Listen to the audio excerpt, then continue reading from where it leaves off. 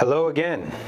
Here we are in August talking about July stats. So what happened? Where are we?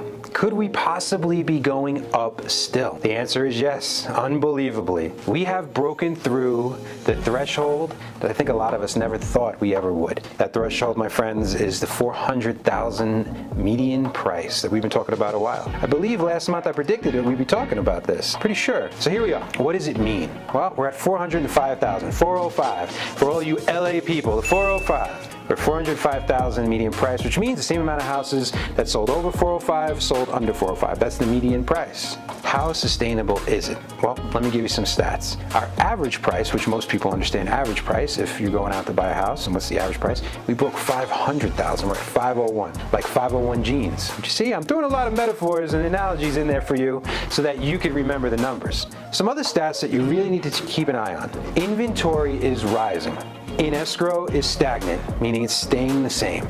Now, depending upon your perspective and the context I deliver this to you, you can take that in a multitude of different ways. Here's what I'm going to tell you how to take it. Even though we are loosening up a little bit on inventory and there's more options for buyers, the market is still very, very strong. Now, how do you use this? If you're an agent, which most of you watching this are, you need to leverage this into your best possible light. Meaning, we're at the highest average median price we've ever seen in the history of Las Vegas, in the history of the nation.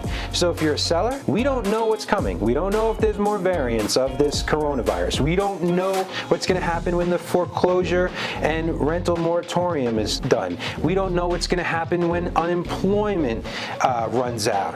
We don't know. We can only have a best guess. But I am a man of action now. And I believe if you're looking to sell your home, now is the time to do it. And you say to me, why? Well, we're up 23% year over year, meaning if you compare July of 2020 to July of 2021, the appreciation on the average home is up 22.7%. If you take January 1st of 2021 to July 30th of 2021, we are almost just this close to up 16% just this year. I like to strike while the iron's hot. I don't like uncertainty.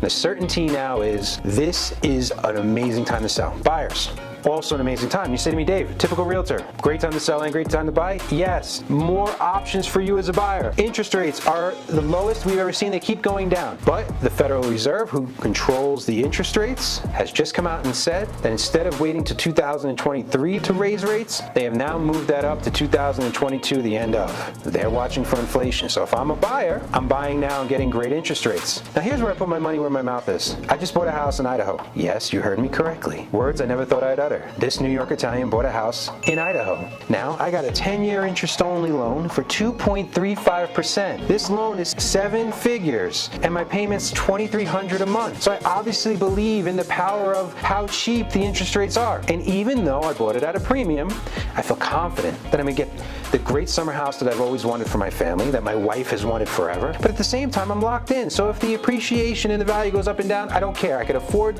the rate, I can afford the payment, I'm good to go. The seller, he did amazing too. He made a ton of money. Everybody wins. So that's the way you look at your market. That's what we're seeing every day, all day. Don't wait. Okay, some other Vegas news. Sadly, 2 of my favorites are no longer with the Golden Knights. The Flower himself, Marc-Andre, is now a Blackhawk. And my boy Ryan Reaves, who was a man after my own heart.